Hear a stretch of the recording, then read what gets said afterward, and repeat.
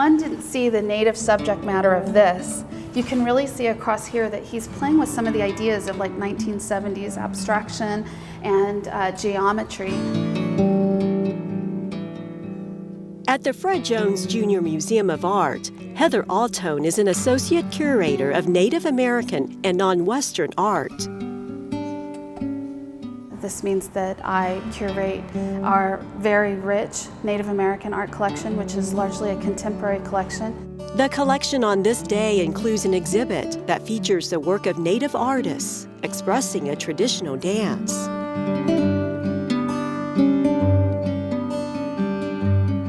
In this particular gallery, this theme is really just on the San Ildefonso Pueblo buffalo dance or deer dance. Each of the artists has chosen a particular way of expressing their experience with that dance. Sometimes you see a single dancer, sometimes you see a group of dancers, but some of them are showing us a range of the kinds of regalia that are being used. They provide to us a look at the designs that remain within the textile, and these things have very specific reference back within their cultural practices. As a Chickasaw, she provides more than just a perspective.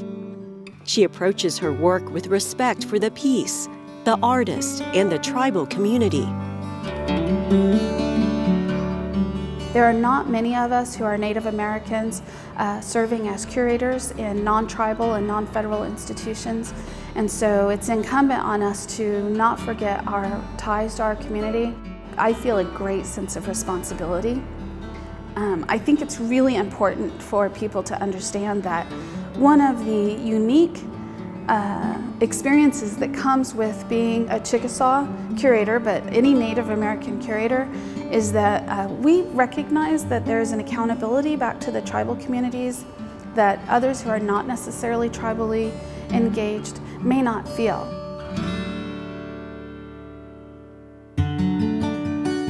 Her latest project has been 3 years in the making. Titled Photosynthesis, Ahtone partnered with Navajo photographer Will Wilson. He uses a wet plate collodion process to make contemporary portraits.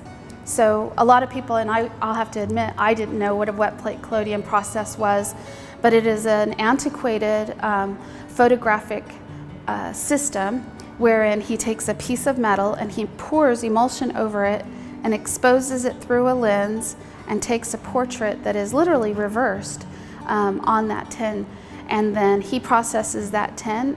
Using that technique, Ahtone and Wilson explored the work of the ethnologist and photographer Edward Curtis from the early 1900s. He traveled the country photographing Native people. They're beautiful images. Those elders who are photographed in those images just in a way have a beautiful presence for our community. But I really dislike the idea that we would have visually been trapped at that time. Curtis was using a process very similar to Will's, and he was using a 19th century process, which by 1927, film was already becoming standard. So it was curious to me, why would he make these choices to sort of historicize us?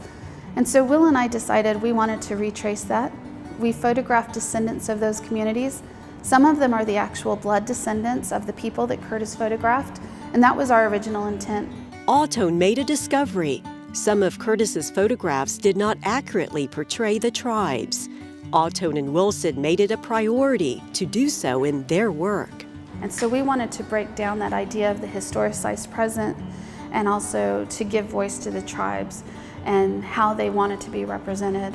Photosynthesis will be on display in January at the museum.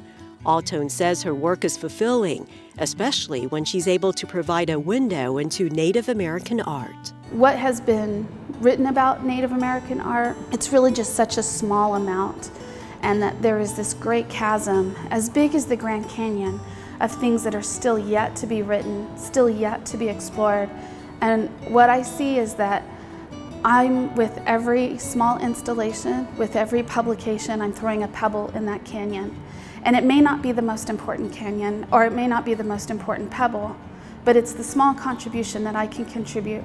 And hopefully somebody will come along who's smarter and maybe better at whatever I do, and certainly, and continue adding to that. And one day, we will, through the accumulation of all these small contributions, build a bridge where people can engage with Indigenous arts and can have a great appreciation for the richness of the cultures that have survived into what will become the 22nd century one day.